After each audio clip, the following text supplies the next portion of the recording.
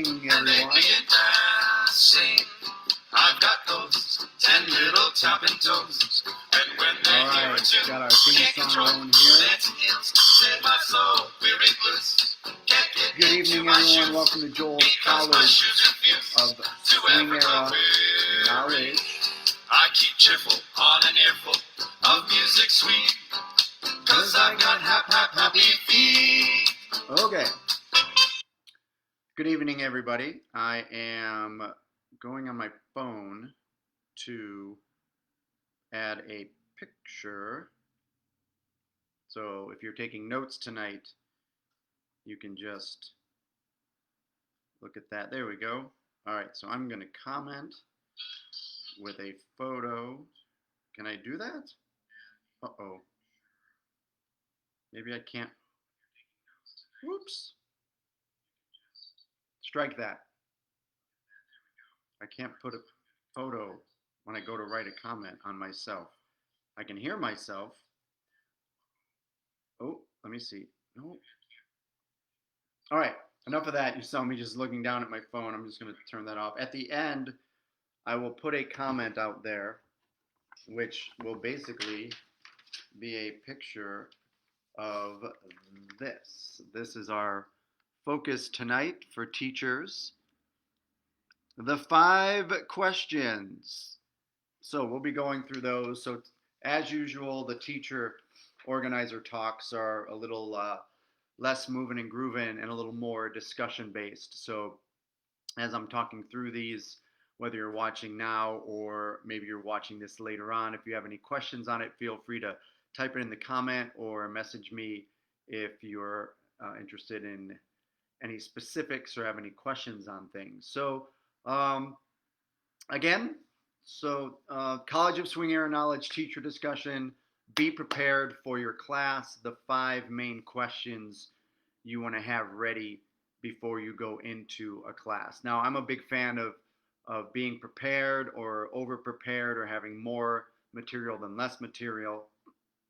But that's my, what's the word I'm looking for? My preference, if you will. I've done a lot of different teacher trainings, and I've done teacher trainings with other instructors. And what I mean by that is it was really interesting. We had a whole week-long teacher training track, and I think I went first, and I brought this stuff up about being prepared. I have a top 10 list that I think I went through, and that was like being prepared, know your material, all that stuff. And then teachers that came in a couple days later in the training, it was brought up about like, well, what do you do to prepare for class, and what do you think about that? And their reply was the opposite end of the spectrum to mine. They said, we don't prepare for class. And they brought up some really good points. They said, well, how do you prepare for something you're not sure you're going to be doing, because the level of the class might be different than the description, or you might see them working on things that you want to do differently. And so I've always been like prepared, have my notes down, ready to go with what I'm going to teach. So when I heard them say that, I was kind of amazed that people would go into a class like that. But it makes sense for what they, it works for them. And they would just go in with a general idea, but for the most part, they would put music on, watch people dance, and then just build it from there. Now that, of course, takes a lot of confidence in your teaching ability, a lot of confidence in your repertoire, what's in your toolkit, what are the things you can share with them. And obviously the couple, they've been teaching together a long time. So for me personally, I was teaching with a lot of different people.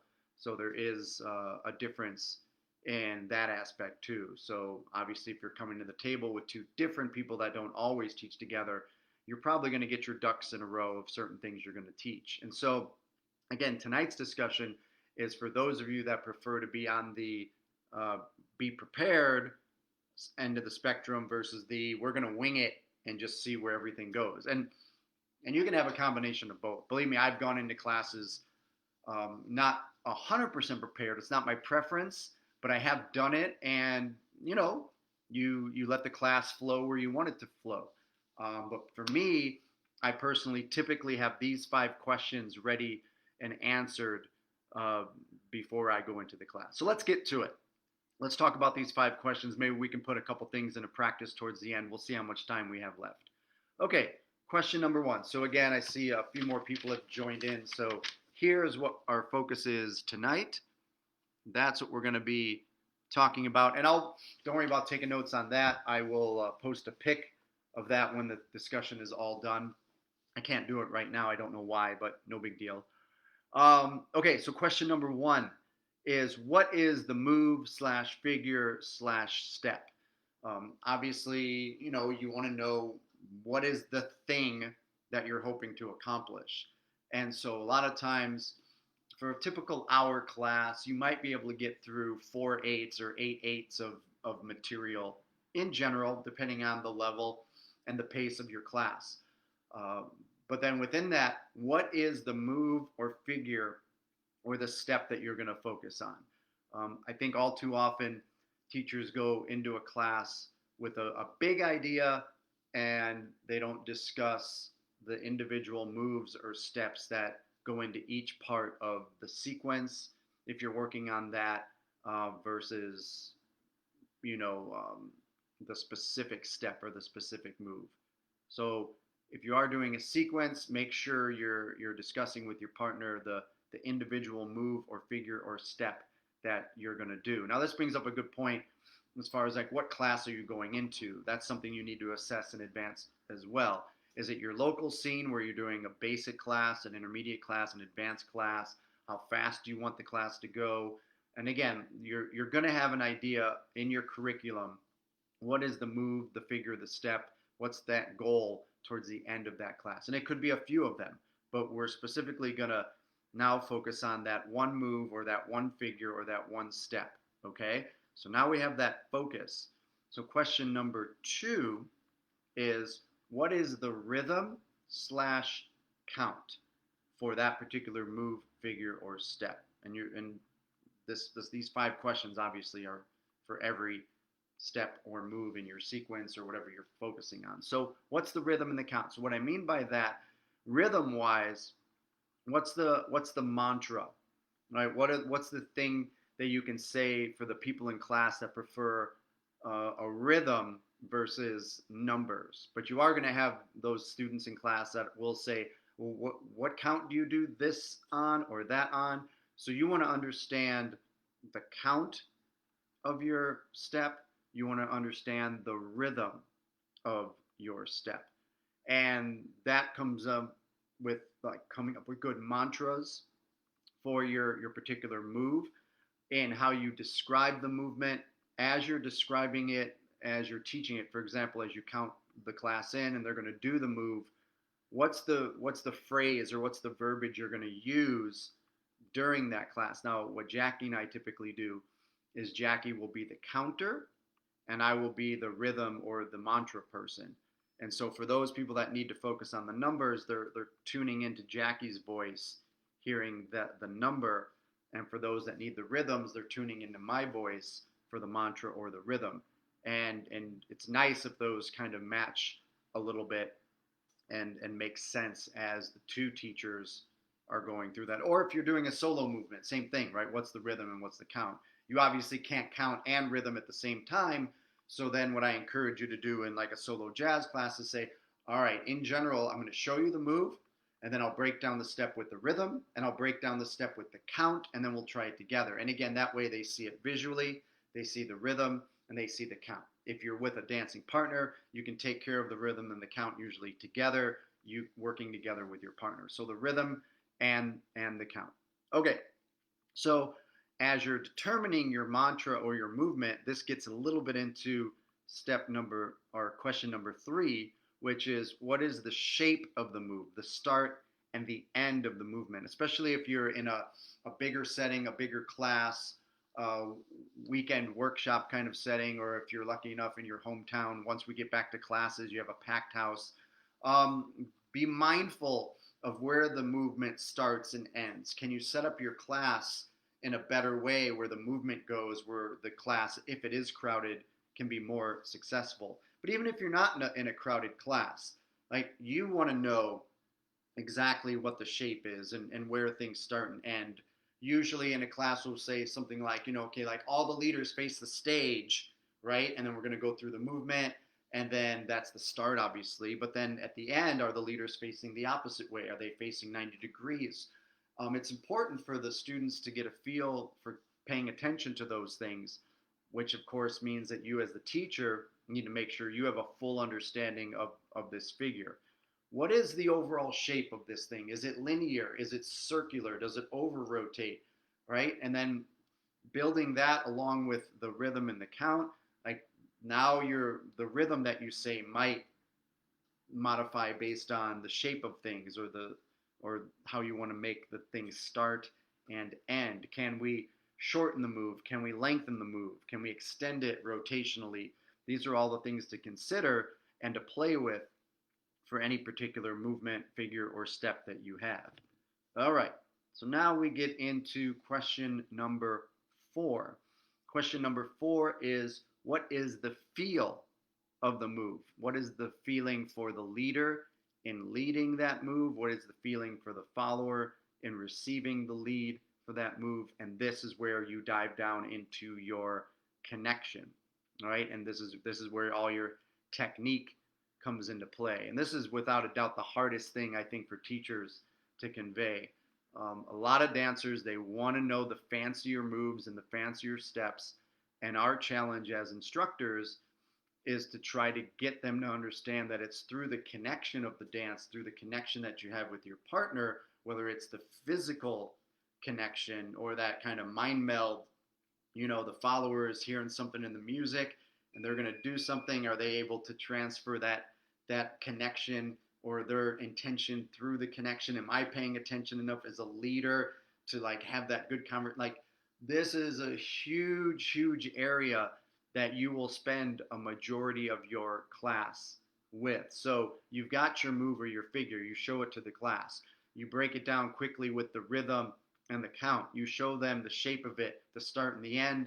But now, a lot of times for me, especially in an intermediate or advanced class, I'll have them try it. I'm like, okay, go. And people are a little bit taken aback by that because they think I'm going to break everything down, spoon feed them and whatnot. But I'm a big believer of letting them try it out based on what they saw so they understand the complexity of it.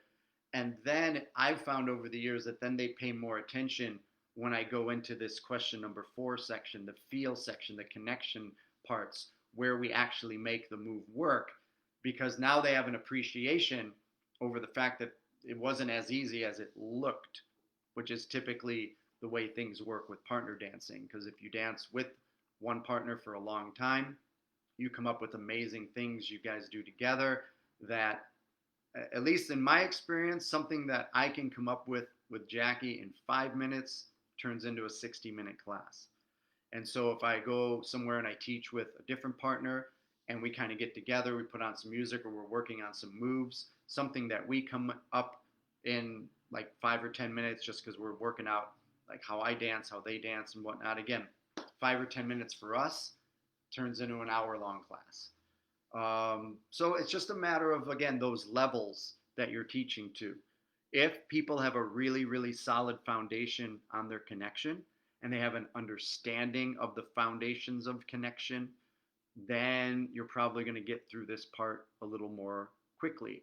It also, I mean, again, it depends on your setting, right? If you're the teacher going into a weekend workshop, your guest teacher, you don't really have a solid idea of where like the level is overall versus being your hometown instructor where you know all these dancers, you know the progression that they've been through. So again, all those things to consider going into your class. And question number 4 with the feel and the foundation of connection, technique, all that good stuff. I mean, a lot of thoughts are coming into my mind as I'm thinking about this question. Again, this is where you're going to spend a majority of your time. And this is where you should spend a majority of your time with your teaching partner as far as the breakdown of things go. Like here's what I'm doing as a leader. Here's what the follower is feeling from me as the leader. And it's really important that you both have an understanding of each side of this. If somebody has a question and I'm busy with one couple and they bring my teaching partner over, I want to make sure that they understand all the aspects of it, the lead and the follow of it, right? So you don't want to be just like, oh, well, I lead, so I only know how to answer the leader questions. Like have an understanding of the feel and the connection points on the follower end as well as the leader end. Again, as a good teacher, you're well versed in the full picture, not just the leader side or the follower side. Follower footwork, follower skills, leader footwork, leader skills. Okay, the rhythm and the count, question number 2, that's pretty much common for everybody. And obviously the move and the figure, you're working on that together with the group. All right, so quick recap. Number 1, what is the move, the figure, or the step? Number 2, what is the rhythm / count of that step? Make sure you have both of those down super solid. Number 3, what is the shape, the start, and the end of said figure, step, move, etc.? Number 4, what is the feel of the move for the leader and the follower? What are the connection points? Okay, question number 5. Last question within all of this is, what are the chunks? Now, what I mean by the chunks, and I do this little exercise in my teacher trainings, but to make a long story short, if you're able to chunk a move down into smaller bits, you will usually take the class further than, as I said earlier, I'm a big fan of just like showing the move and say, try it. But if you do that, they're obviously going to struggle with the big picture, whatever that big picture is. And again, we'll go through maybe some examples in a second. But if you just show the move, a big move, and then you have them try it, they're going to struggle with it. And if you keep focusing on that bigger chunk, like just try it again. And this is actually, if I could think back to when we were learning from some of the old timers, and this is where a lot of people that did work with the old timers will tell you, those cats, they weren't teachers, right? They were dancers, with the exception of like Norma and Frankie and some of those that got out there in the teaching circuit that did a better job of teaching. But for the most part, they just knew the step. They knew kind of like the overall step and what they were looking for. So you do it, and the old timers would be like, nope, that's not it. Do it again. Do what again? Well, and you'd ask them sometimes like, what's the count? Just do it again. And so it was really hard for some of us in the beginning when we were working with the original dancers to have an understanding of what we were doing wrong at any particular point. You change a little something there and they might say, oh, almost there, do it again. So again, they're just telling us to do the big move again, the big sequence or whatever. And they weren't that great at breaking things down into smaller chunks. And Frankie's famous, for anybody that worked with Frankie, and I know he meant it as a joke because he was actually a really good teacher of the Lindy. And you'd ask him like, well, what count is that on? And he's like, count. The only count I know is Count Basie. And so that was like his joking way of saying like, don't worry so much about the count. Try to get the feel of. That's a whole big, as we say in the College of Swing Era Knowledge, can of weeds of being able to do a step versus worrying so much about what count is this step on. And so back to the chunking of things, you as a teacher in today's day and age, you want to do a very good job of breaking down this step into the chunks that make sense for the particular movement. And again, we're going to go through some examples. But again, that's your job, in my opinion, as a professional teacher, to have this ready to go in advance. And honestly, like after teaching for so long, you obviously will have these 5 questions pretty much solid on all of your fundamental courses, right? So if you teach Lindy Hop, you probably have a set curriculum for your local scene. We're not here to discuss that today. Whatever that curriculum is, you know what that is. You've probably taught it many, many times where, if somebody was like in a pinch and said, we're going to start a Lindy Hop class tomorrow, can you do it? Yeah, and you go in there and you do it because you've done it so long. I'm hoping that you could go back and think about what classes you've done, and are you able to answer these 5 questions? For any move that is on your curriculum, can you honestly break this down very well? Every single movement in your curriculum, right? And if not, it's not a big deal. Your classes are probably just fine, but I guarantee you, if you give a little love, especially if we're quarantined and you have some time to maybe review your curriculum, maybe take a moment to review your teaching skills, because it is a completely different skill from social dancing, from performing, from competing. So if you want to up your skills as a teacher, go through your moves or challenge yourself, and hold a little Zoom session with some of your students and say, hey, I just want to go through this real quick and see how well you can break a step down with these 5 questions in mind. Again, a lot of this is second nature to those of us that have been teaching a long time. So this might be more valuable to some of you newer teachers, or newer, um, you know, hometown instructors and whatnot. But again, this is like, I guess, a challenge to you to make sure you've got all these down. Any questions out there, or any requests for an example, if you will? Because again, the first question is very vague. What is the move, figure, or step? So we have to make some assumptions as if we go through an example moving forward. Obviously, you know what your class is going to be, you know what the level is going to be, and then you plan accordingly, or you don't plan. If it's, like I said, if you've been teaching a long time and you have your set curriculum, you pretty much know what you're going to do. The big question is, do you have all these 5 solid? Any comments, questions, suggestions? All right. Well, let me take an example then. So, in my teacher training, I have these move cards. I just have a big stack, and we just kind of pass them out. We pick, all right, you're going to lead, you're going to follow, go in the middle, throw them a card, and the card will have, oh, here we go. Any tips on how to not over deliver? Oh, well, well, I would say you should always over deliver. Always. We got to be careful in dancing of always and nevers. Um, Not over deliver. See, I'm interpreting that a certain way. And that would be, so there's a question out there. Any tips on how to not over deliver?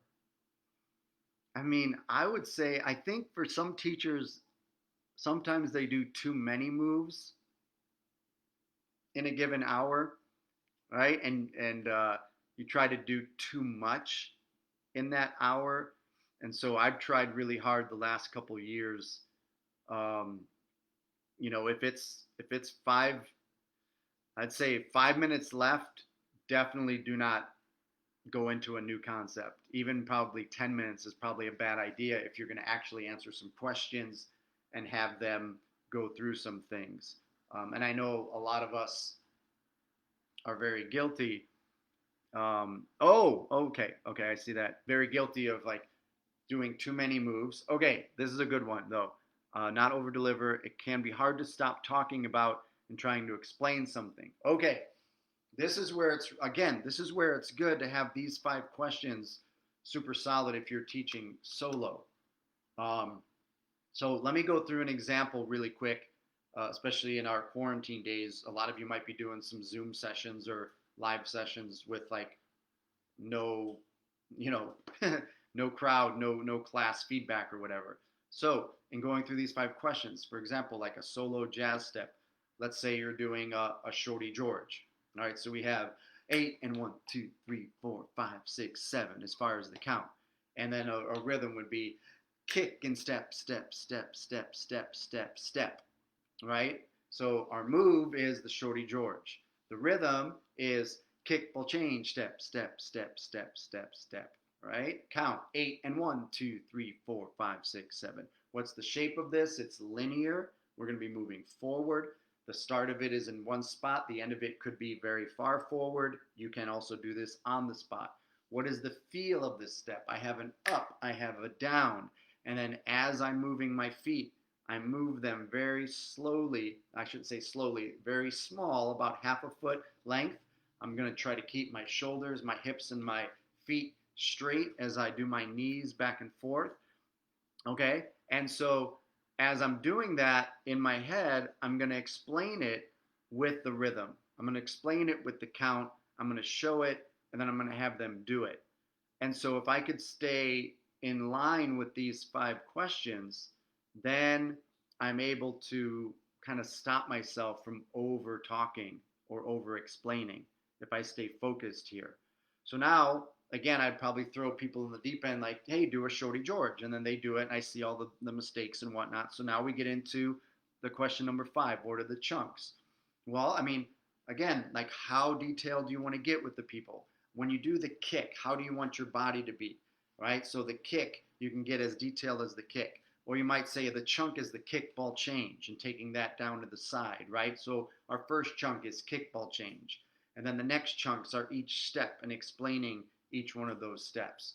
And then maybe changing the timing and whatnot and going through those different chunks. So you have everybody repeat kickball change, check your position. Kickball change, check your position. All right, now we're going to take one step forward. Boom, check your knees, check your weight, right? And all right, now we're going to chunk that together. Kickball change step. All right, let's do that chunk again. Kickball change step. All right, now let's take 2 steps after the kickball change. Kickball change step, step. Check yourself, check your position. Now it's just continuing those steps. So see what I mean about chunking? And like if you have a mindset for that, it can help you in your teaching and not over explaining. Because if I think about the step as a whole and I'm explaining it as a whole, then I stay here and I tend to get too wordy. So I would take care of all that quickly and then get to your chunks, which then hopefully you're not over explaining your chunks. Okay.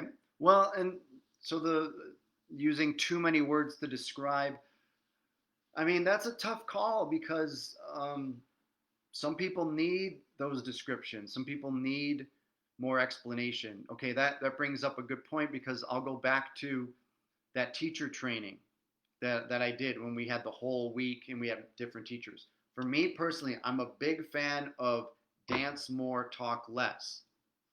So if you go to my class, you're going to hear me be really, really specific with my word choice and my chunking, like I just went through. And there's a method to the madness, right? So I chunk things purposely to do that.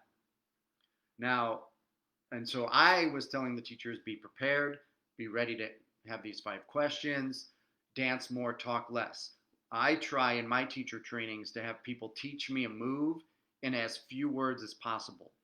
And again, because my goal is to dance more, talk less. How do I describe this figure in the quickest rhythmic way, in the quickest count, in the quickest explanation with my partner, with the connection, so that I can explain it and we get to dancing. I can explain it and get to dancing. And if my messages are really clear, I stick with those clear messages.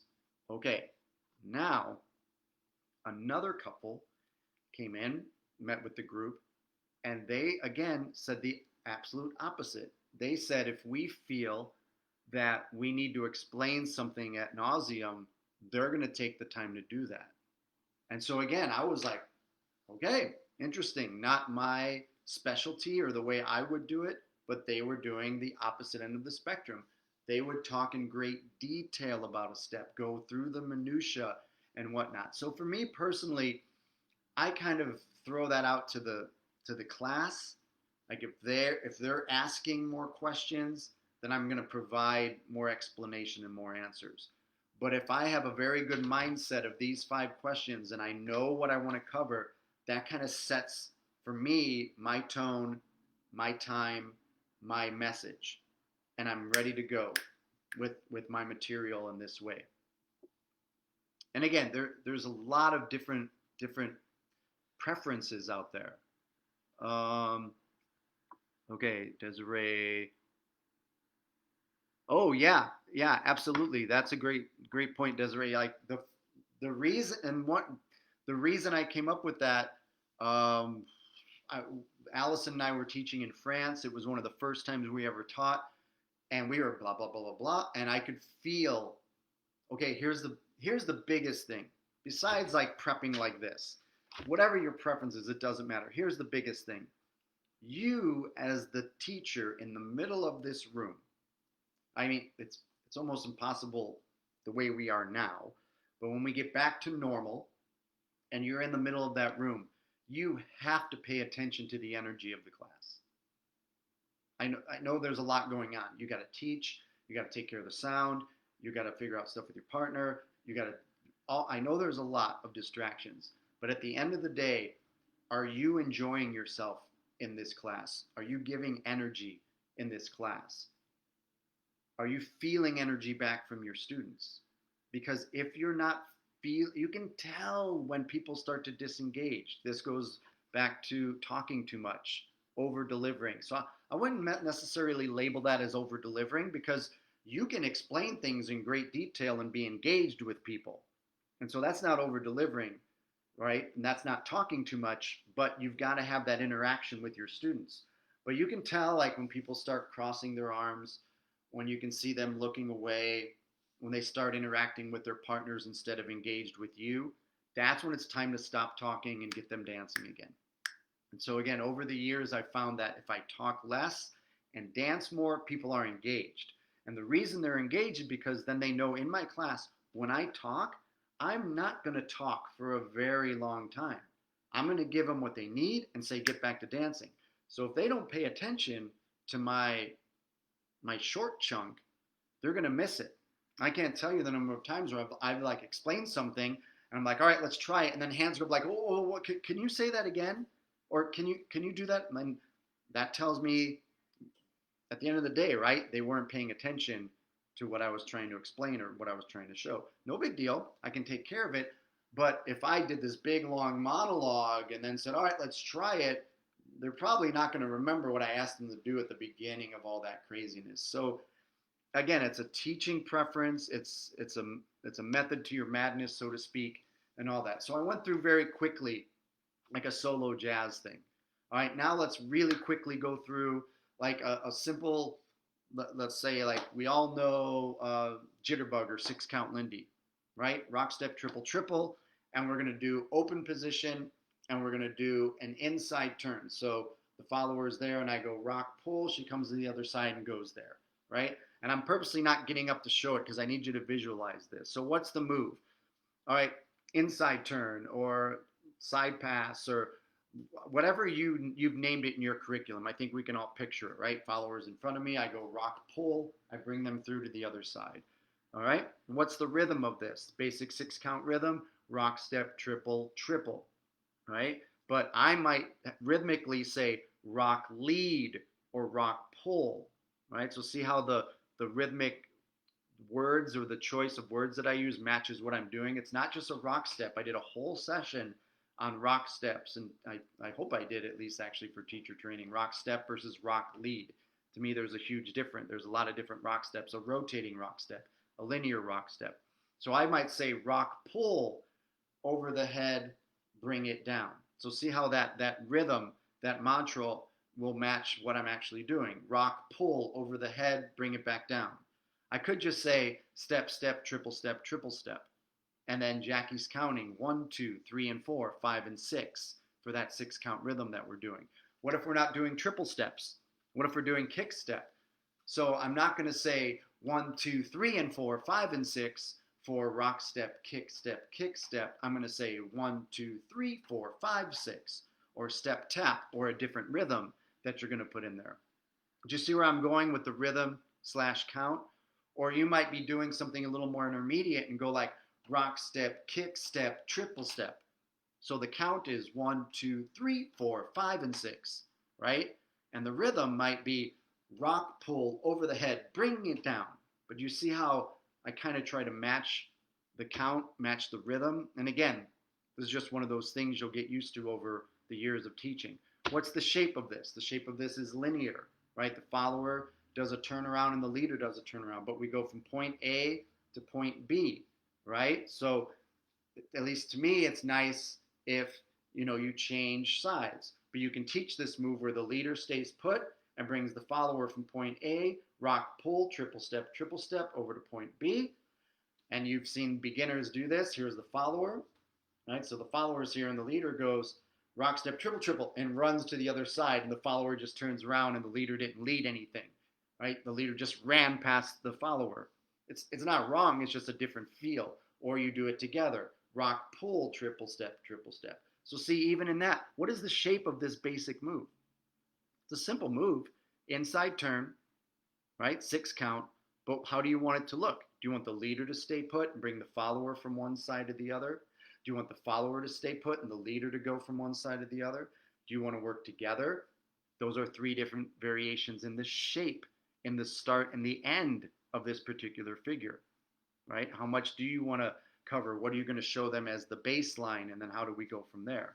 Okay, then how do things feel? Now you've got to get into the hand connection. This is where the rock lead or the rock pull comes into play versus rock step, right? What's the follower feeling during the turn, waiting for the turn as the leader brings the hand over the head versus turning themselves around?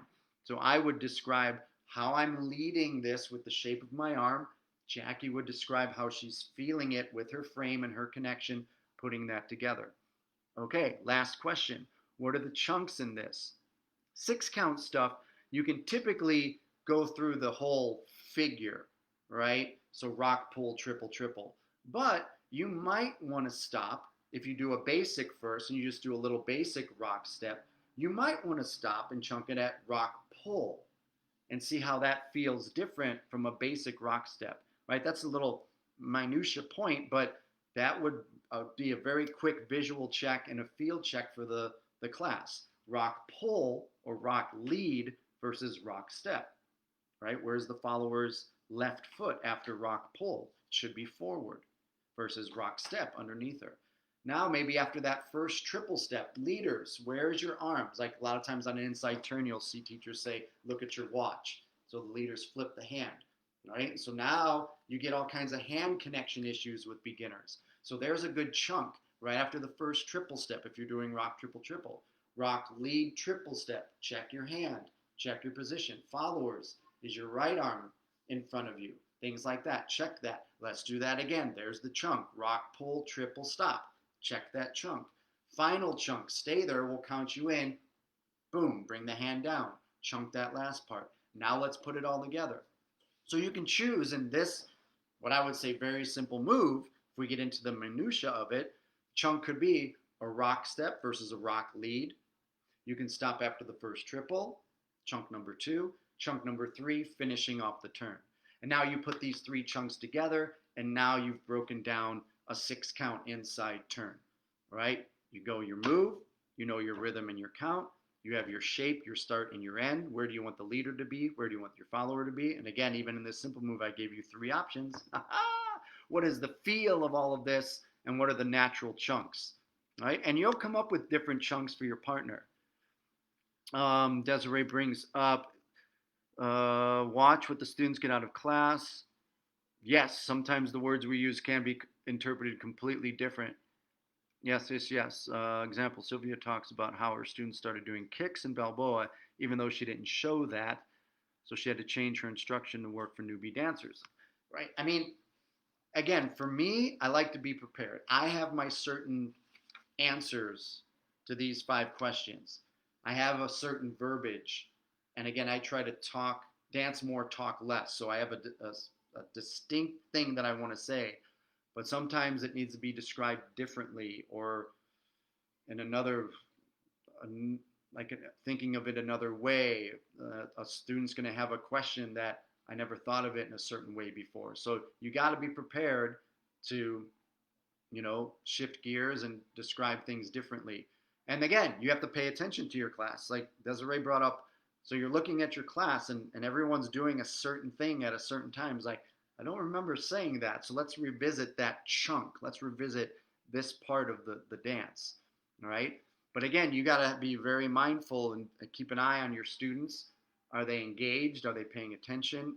And then you can figure out where are those chunks that need to be gone over again, all right? Now, if you did a good job of all of this leading up to it. In the ideal world, right, all of the students get the steps every single time because of your great, amazing teaching and explanations, right? But we know that doesn't happen, and we're glad that doesn't happen because then we would be out of a job. If everybody picked up things the very first time they saw it, there would be no need for us wonderful swing era dance teachers out there. So I think that is a nice segue to wrap things up. I went way over time. My goodness, I thought this would be a quick discussion. Um, Pick any move. Homework. Just think of a curriculum that you have. Pick a move and go through these 5 questions. Challenge yourself. Uh, think of it as a beginner class.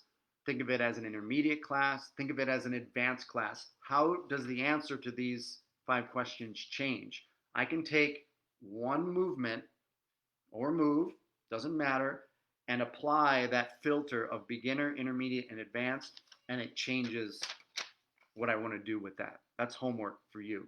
Think of any class that you teach, think of any dance that you teach, figure out that move. And again, we're talking about a move. If you have a sequence of things, it's even more difficult. You take that big sequence and you got to break it down into its smaller chunks. You're going to have to. Again, unless, for example, if you're in a performance group and you just need to crank out choreography, watch this, you guys. Let's go. Let's do it. Go, go, go, go, go. Right? I remember Norma Miller telling me about the trickeration.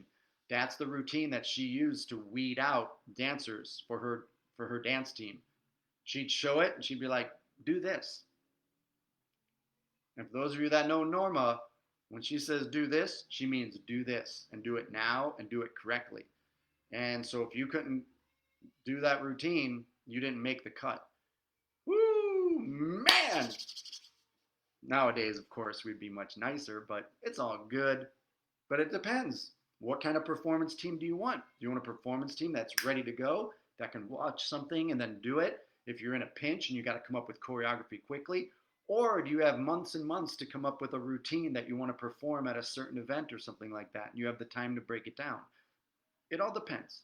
There's so many different scenarios within this situation, but I challenge you to take this, do a little bit of homework, have fun with it.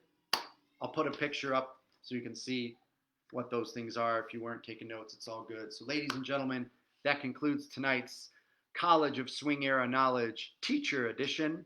Being prepared, the 5 questions you should have answered going into any class.